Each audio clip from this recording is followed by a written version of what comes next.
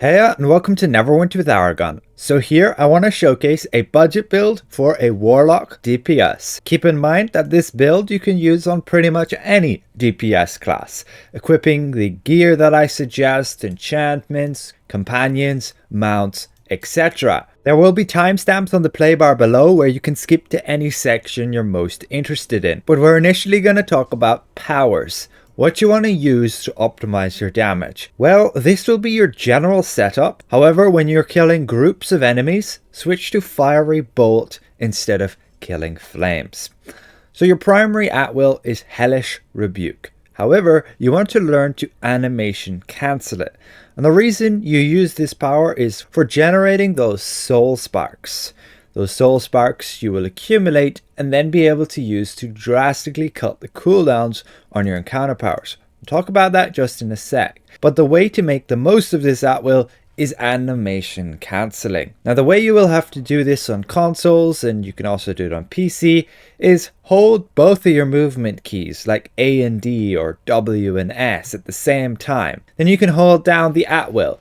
And then you can spam your shift button. This will animation cancel the at-will, allowing you to attack a little bit faster with it, allowing you to get more of these soul sparks quicker. Now, alternatively, on PC, you can use this bind. I'll have it linked below, but you'll just simply go and copy this bind and put it in chat and press enter. That way you can now spam your left click button in order to animation cancel. And that is it. You don't have to worry about all those movement keys, pressing those along with timing your shift. You can now just press one button in order to do so. So this would be our general power setup here. Again, using Fiery Bolt for AoE and using Killing Flames for single target. Your other two encounter powers do not change. Those will give you the most amount of damage. Just be aware, Blades of Vanquished Armies, you will need to target a player in order to place this on them. So in order to reliably always target yourself, you can look up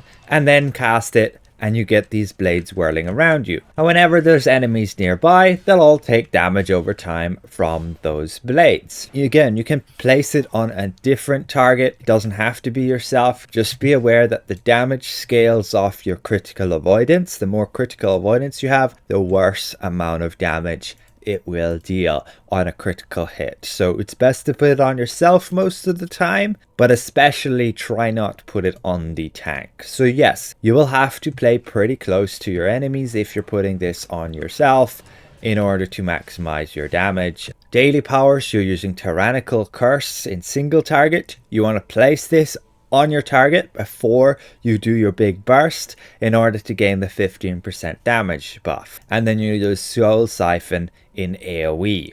Now you have your shift ability, which is your shadow slip like this, and you can basically gain some damage resistance there and immunity against enemies' attacks. And then your Soul Scorch. So as we were mentioning with our at-will, you want to animation cancel that to get these soul sparks. Now, as per this feat right here, Soul Spark Recovery, you want to get to 3 stacks of these soul sparks, and then, well, you want to have cast your encounter powers first, and then you get to 3 stacks, and then you use that Soul Scorch. Then you get to 3 stacks again, and you use your Soul Scorch again, and your encounter powers are off cooldown. This is how you spam encounters on a Warlock. Now, since you have this feat here, you'll be able to summon a Soul Puppet off like your Hellfire Ring. Then with this feat, you just gain some extra damage. This one gives you extra bonus stacks whenever you attempt to summon a Soul Puppet when you already have one. This Creeping Death is now better than your Executioner's Gift. And of course, Soul Spark Recovery, very important for that cooldown reduction. Those 2 class features I recommend is Dust to Dust for the damage, and No Pity, No Mercy. This is a class feature I would kill to have on some other DPS classes because it's crazy good for AoE damage. Basically, whenever you critically hit your target, you will have combat advantage against them regardless of positioning. That is just for 4 seconds, but as long as you're attacking, you'll basically have that effect all of the time, Wizard has somewhat of an ability like this on Arcanist, but it's nowhere near as reliable. On a last note, your secondary at will is Dark Helix. You'll use this when you get 3 stacks. You can see those orbs surrounding me. That's when you can go and use it. However, you can see they've expired. Now, in order to get those stacks, you'll get 1 just by casting it in midair. You'll just do that outside of combat. And then to get more of those orbs, whenever you kill a target, you get another orb. Sometimes you get 2 orbs from just killing one guy. And now you have 3 of them. And that's when you can cast it for maximum amount of damage. So just save it until you have 3 of those orbs and then go and cast it on a target. So let's move on to our rotation. What you want to use, what combination of powers. Let's say we're in a single target boss fight. Well, you want to start off by, using those encounter powers, get them out, then use like your Soul Scorch, get 3 of those pips, use Soul Scorch again, then use Killing Flames, Blades, and Hellfire Ring, and then just get more of those Soul Scorch stacks. Sometimes you'll use Soul Scorch twice between your encounters, sometimes only once, and that's pretty much it. However, if you're going into an artifact call, where when you have a more built up character, you're going to have like these burst phases where you're going to use your artifact and your mount combat power, then you'll want to start with your daily power, your tyrannical curse at the beginning of the artifact, get all your encounter powers out, and then go ahead and get some of those soul sparks and get to like 3 of them, then use your mount power, then use that Soul Scorch, and then use those encounters again, and then go ahead and get more of those soul sparks. Now, the reason you want to have like 3 or more of those soul sparks before you cast, let's say, your mount power, is that you gain a damage buff scaled based on how many sparks you have. You could have maximum sparks and then use it, but if it's interrupting your rotation with your encounter powers, it's not worth to get to 6 stacks. Anyway, that's about it for the rotation. In AoE fights, again, you're using Fiery Bullet there instead, and you're just pretty much spamming everything down. Get that Hellfire Ring down at the beginning.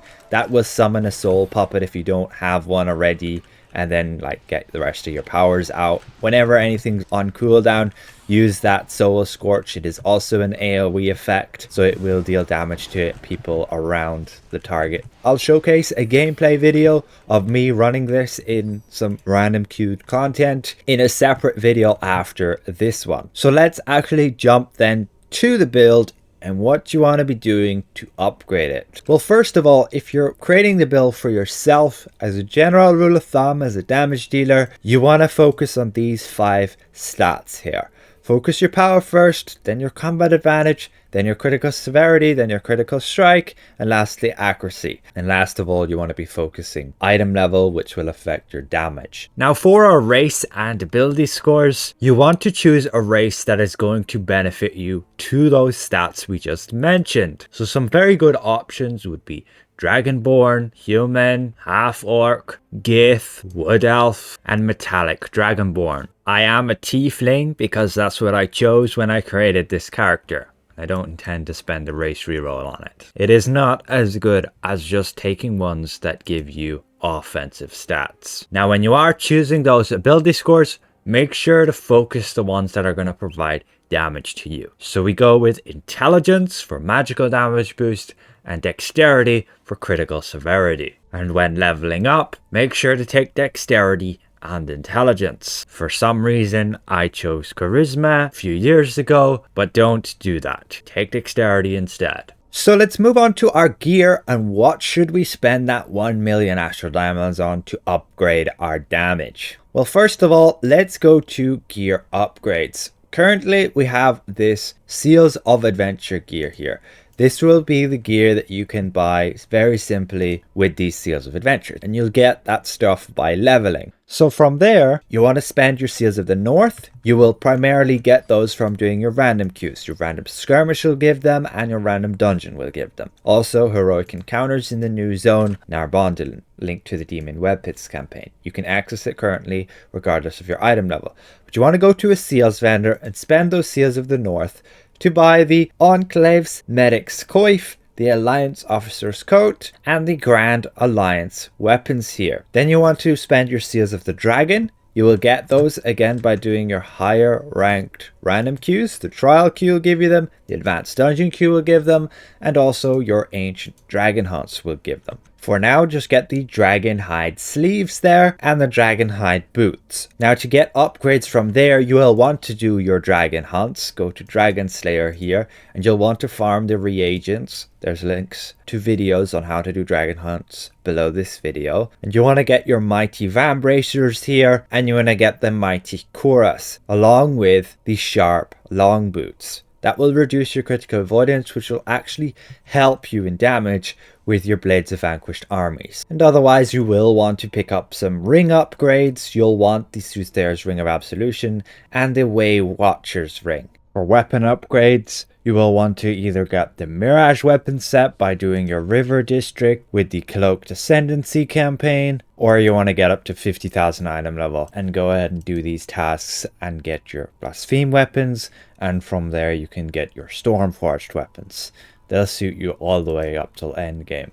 So, what should we spend this million on? Well, let's start with getting a neck and waist set. You want to get the Demogorgon's Girdle. You can just get the green one here, it won't be a big deal. For this example, we're going to buy the legendary one. And then get Baphomet's Infernal Talisman. Again, you could just get the green one, but we're going to get the legendary one here. And then you want to get the Shard of Orcus's Wand, nearly 7,000 Astral Diamonds there. Go to your mailbox, claiming those items, and now we can go and equip them. You can double click them from your inventory and they'll automatically equip for you there. But now we have a set. We have a bonus Demon Lord's Immortality. It gives us 10% additional damage based on the difference of our hit points and our enemy. It's a very good bonus, and the upgrade from this will be eventually to go and do your Dragonbone Veil and get the Mythalar set here. Now what we want is the Corroded Shirt of the Dragon Hunt. Now what we want is the Corroded Shirt of the Dragon Cult. Get that one there, and also these Covert Pants. Purchase those, claim them from your mail, and again go and equip them just here. These will give you bonuses that give those offensive stats that gives you more damage. Now what you want to do is get some rings. Get the Abyssal Touched Amethyst here, 4,000, and the Sapphire Drow Ring. There should be enough of them that the market won't get completely skewed, but just be aware, don't spend much more than what I'm spending now on them. Claim those rings and go ahead and equip them. These again give you bonuses that will give you extra stats, which will give you more damage. You can see these ratings do become red. We have a bit too much, but when we get more item level, you can see they'll balance a bit better. So that's pretty much it for the gear. Again, as said previously, get those upgrades for the seals for your armor and weapons, and from there get more upgrades from dragon hunts. So now we want to get some mounts. You want to fill out your stable and get a decent one in your current tab. Most of you will probably have like some green and blue mounts here, so you will need some upgrades. First of all, to maximize your single target damage, I would recommend getting the legendary Giant Toad. Right now it's not too expensive. And now if you want to maximize your AoE damage, I recommend getting the Armored Axebeak. Purchase that for 155,000. So we'll get both those amounts equipped here, and when we go to our current tab here, you can see they'll get like slotted in. I recommend again for single target damage, use that Giant Toad. You can see it's like 1,850 magnitude. That is just massive. Like Killing Flames gets up to nearly 1,000 magnitude, and the rest of your encounter powers, you can see those magnitudes are actually pretty small. They rely a lot on just damage over time. Your daily power, not even that high magnitude either. So this is going to be like your hardest hit, but it does have a 60-second cooldown. And then I recommend running Opportunistic here. This comes from that Giant Toad. So when you're not in a single target boss fight, you will use that Spinning Axebeak strike. This will allow you to deal a decent amount of damage to all enemies near you. You can see when you cast it, it causes this area and deals damage to all those enemies. Again, it's pretty high magnitude for what it's worth, and it will help you significantly killing trash enemies. Just be aware that the Pegasus will ultimately have the best power for multi-target area damage, so you might want to save up for that instead. Now we want to get mounts to populate our stable. ignore some of the ones I have here already. What you want to do is purchase the Gorgon here for about 13,000, Apparatus of Gaunt, the Giant Crab, the Apparatus of Hellish, and the Trained Basilisk. Again, claim all those and then go and equip them. And now what you want to do is make sure to actually slot in those mounts in your stable here, switching out whatever you had before, unless you had some ones that are going to fulfill the purpose of getting these. So now you have 5 epic mounts. Now these mounts in particular are going to give you the bonuses that I deem as the best at this starting point. So in order to get those bonuses, you need to get insignias. So we're going to spend around up to 40,000 on insignias, and you want to get just green ones. Get 6 of these regal insignias. Does not matter what type they are. Then you want to get 2 illuminated ones and then 6 enlightened ones. And finally 1 barbed insignia. So again, that's 6 regal, 2 illuminated, 6 enlightened, and 1 barbed. Now you want to slot them in. For the basilisk, you want to have an enlightened, and then a regal, giving Assassin's Covenant. For the Apparatus of Hellish, it's the same. An enlightened, and a regal. This will give you some offensive stats there, increasing your damage. For the Giant Crab, you want the regal, the barbed, and the regal for Protector's Camaraderie. Whenever your companion attacks, you gain up to 1,500 critical severity. And then you want 2 other ones for a regal, enlightened, and an illuminated for Gladiator's Guile, and another one like that as well to give you the second Gladiator's Guile. That will give you a total of 15% movement speed. Just be aware, when you do get further upgraded and actually get a mythic artifact, Artificer's Persuasion is very valuable. And when you actually get a companion enchantment to mythic, Warlord Inspiration is also pretty good. So now you want to get some collars to populate these. And here again, go to your auction house and look up Epic Collar Choice Pack. Now you could buy these choice packs, but alternatively, you can just go and search epic collars right here. So we're going to buy 5 of these epic collar choice packs. You shouldn't spend much more than 100,000 on that. And then what you want to do is open these packs and obtain the certain ones I say. Just be aware you cannot use 2 of the same type. You want 1 of each category. So we're going to take the practical one with Astral Diamond gain there, the sturdy crescent one with encounter power damage, the supportive crescent with stamina regen, the unified crescent with movement speed, and the wayfaring barbed with crit severity. So you have those 5 colors, and now you can put them adjacent to the mounts you bought. So now we move to our companions. Here we want to populate this area. We're going to leave companion equipment to last, and you most likely have a green combat enchantment here as well. Your summoned companion, you're probably running the Mystic Fiora from leveling. But again, we want to get some solid bonuses to go here. So I recommend, once again, going to your auction house, look up the Hawk companion, not the Hunting Hawk. You want to get just the Hawk here. Nearly 5,000 Astral Diamonds. This gives the bonus of crit severity and critical strike. Then you want to get the Barbarian Shaman. You may already have this one from leveling. Then the Red Slad here, and also the Mercenary. Again, do not overpay for these. If you can't get these exact ones that I am suggesting, there are always alternatives that will give you stats to help you dealing damage. Again, focus, like I said, in the stats section. So go ahead and equip all of these. Now you can see it puts those powers in these slots here, and they're going to give you extra offensive stats that contribute to more damage. Now you miss one, and you miss like a solid summoned companion. The Mystic Fiora, which you got through leveling up and getting through Icespire Peak, is pretty good as an AoE damage companion. But its equip power here is pretty terrible. So for now, you can take advantage of this cheap legendary companion called Elminster. Now, I would not pay much more than 250,000 for him at your level. But if he's under that, go ahead and get him. He's account wide and legendary with an okay offensive power for this level. So we get him, equip him, and now we have a companion we can summon that is legendary. This gives us a bit of item level there, and we can use his bonus. Just be aware of what slots these bonuses are in. If we check, for example, the mercenary, he can go in offense and utility. And right now he's in a mythics, like a teal slot there, which is universal. Doesn't matter. So let's just clear him out of there and stick the mercenary down here in the green, which is utility.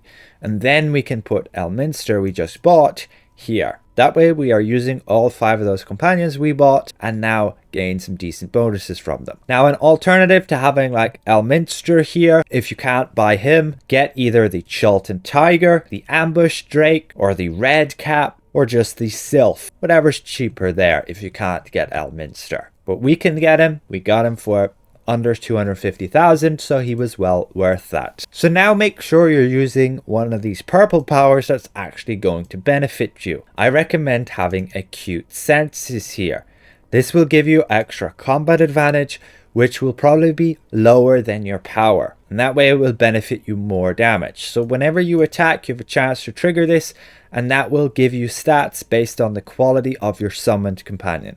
So since we have a legendary summoned companion, this will give us 5.5%. If you don't have Acute Senses, then just go look at the companions here and just look up, starting from the worst ones there, right click them. You can see this gives us weapon break, precision, and just go through them all here, checking out what they give, and you'll find one that will give you Acute Senses. It does not matter what quality that companion is, as long as it gives you the power, and its effectiveness will be scaled based on your summoned companion, nothing else. So now what we can do for some final optimization is get some companion equipment here. Currently we miss a bit of combat advantage. We can see that because it's not green. So we can get a bit more. We can go to our companions page here, companion equipment, and we can just search. Just mouse over this stuff and buy one that has combat advantage. Bingo, we got this one right here. Equipping this piece, we can see,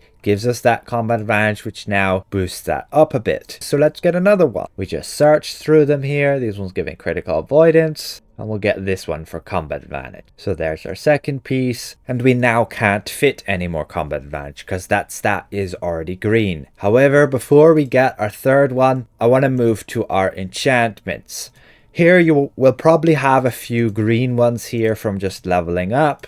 I don't have them because I haven't done this on this character. It got automatically leveled. But you want to get a combat enchantment. It's going to give you a bump in item level, which will be useful to get to that 35,000 mark, which will get us into the advanced dungeon queue. So what I would recommend getting is like the Soul Shield. Now you can get it for free by going to your adventures, your acquisitions incorporated. You should be at 30,000 item level. And when you finish the task Temple Intrusion, you should get the ability to claim a free combat enchantment choice pack. This will allow you to obtain that Soul Shield. It will save you normally like 250,000 Astral Diamonds.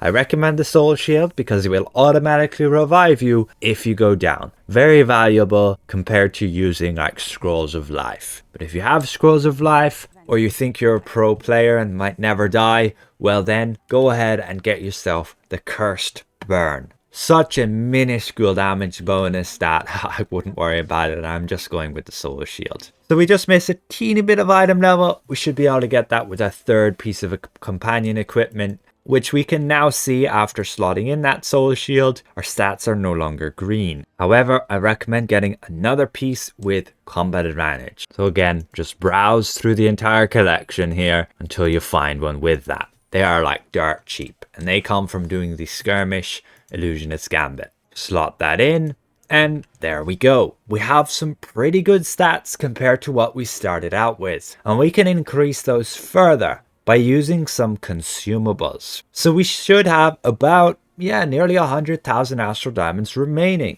give or take, depending on what prices they are on your platform and how much people have manipulated with those prices. Again, do not overpay. Do not pay much more than I did. Just wait. The market will settle down again. Or look for alternatives. There's always something that will do very similar. So let's move to consumables. What would I get? Well, for a permanent consumable, you could buy a doohickey. You could buy one at purple, which I would recommend. However, if there's a fair price on a legendary one, go ahead and snag that.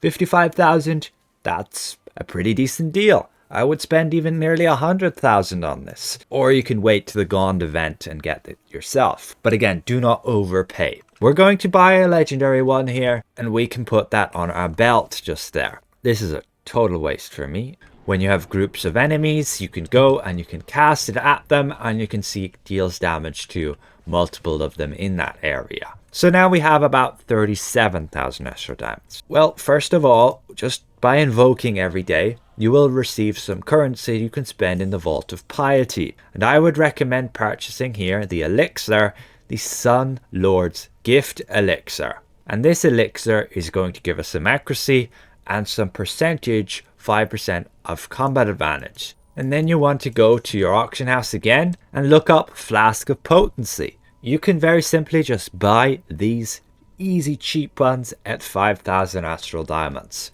I personally have a whole bunch of these rank 3+1 versions, 13,000, not bad there, and it's going to give you a little bit more stats. So we'll just buy that one there. We can afford it.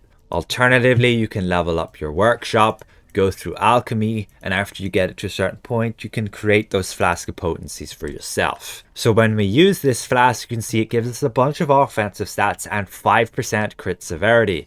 And finally, what you can do is look up watermelon sorbet. You can buy like 99 of them for like just over 16,000, or you can buy squash soup. But yeah, over 100,000. I recommend just waiting for events and you can get this stuff yourself. But for now, we're just going to buy the watermelon sorbet. Nice and cheap, within our budget range of 1 million, and we get a full 99 of them. Just be aware that whenever you die, you will lose the consumable effect of watermelon and Flask of Potency. So you may have to reapply those. In most cases, I would not worry about using consumables unless you really want to be chasing the Pain Giver board and getting better than everybody else in those random queues, showing off how good you are. When you use these buffs, you can see in the top left here when you press this purple icon, this is where you can see them and their duration. So let's move to our boon points. What you want to have here. While I recommend being in a guild, and the higher the level the guild, the more powerful these boons that they will provide you. They can give a maximum of 1,000 to item level with then these stats.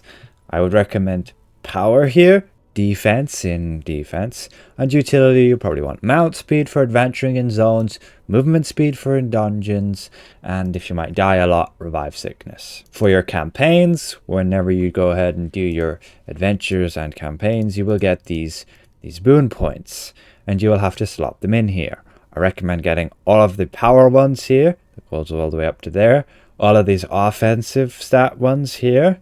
Make sure to grab the movement speed, then the damage and damage resistance against enemy types.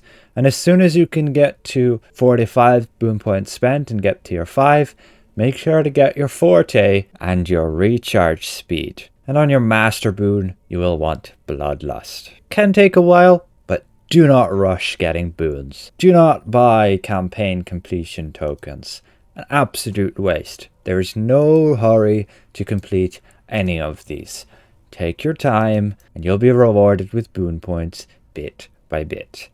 The bonuses they give you are absolutely minuscule, so it's nothing to rush, nothing to fear of missing out on. So that's your 1 million Astral Diamonds spent. What would I do next? Well, I would save up for a mythic artifact to use as your primary. You could go and buy whatever's cheapest here. However, I'd make sure to buy one with the unbound tag. So that's not the Staff of Flowers. That's like the Charm of the Serpents. And I would buy one that's going to support the team. So just check out this list. Get one of the top 10 here.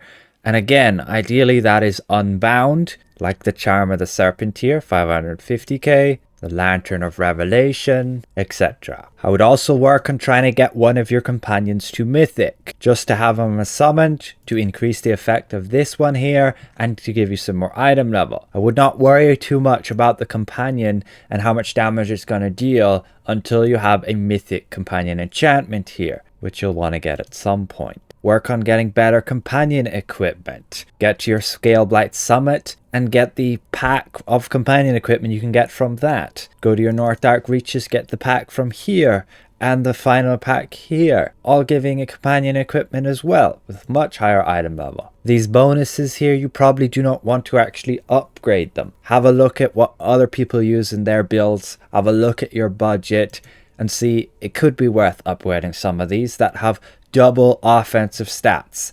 Just do not go out of your way to upgrade Elminster. That damage bonus is terrible. And if you have something that has a split between offense and defense, don't upgrade that either. For the mounts, do not upgrade your colors. Do not upgrade green insignias. Get legendary insignias and upgrade them. Or just get them at Mythic. Same with enchantments. Do not upgrade them from green. Buy them on Legendary or Epic and upgrade them with the materials you have. If you're just going to buy the materials and upgrade, you're better off just buying straight at Mythic. It'll be quite the grind. And eventually you'll want secondary artifacts as well, just to have with item level and stats. So that's ultimately it. And yes, it's a long road to getting maxed out. But you can access like more than 90% of the content just on 35,000 item level in terms of all of the random queued content, most of the adventures and campaigns. It's just the newer ones will be limited. You can see like 40,000 to 55,000. But fortunately, usually the current campaign always has this start campaign regardless of item level. So if you're continually playing, you will always be able to access the newest campaign and complete it before this goes away. And even when it goes away, as long as you've unlocked it, you'll always be able to access regardless of your item level. Make sure to take advantage of that, seriously. And then there are battle passes which can offer some nice free rewards here, like every time even a coal moat. Just make sure to do those requirements, those random dungeon queues, random skirmishes, get the XP to get these rewards. So that is everything for my budget build. Again, you can use this for all the other damage dealer classes in terms of the gear, companions, mounts that I use. There would not be any difference if I was to do this on another class, except for maybe changing some things based on the prices. For example, I might choose to use a few different mounts because the prices of the ones I chose here might be a lot more expensive because people manipulate the market and make the exact ones I use more expensive because they know you guys will want what I'm using. There's always alternatives that can be just as good. Do your research, and this is an example of a 1 million budget build that can do well for a damage dealer. It'll get you started. Again, I will upload a gameplay video using this build in a random queue later on. A massive thank you once again to all of these channel members for their added support. You can support me for as little as €1 a month by clicking the join button down below. So with that, we'll see you guys around. Goodbye for now.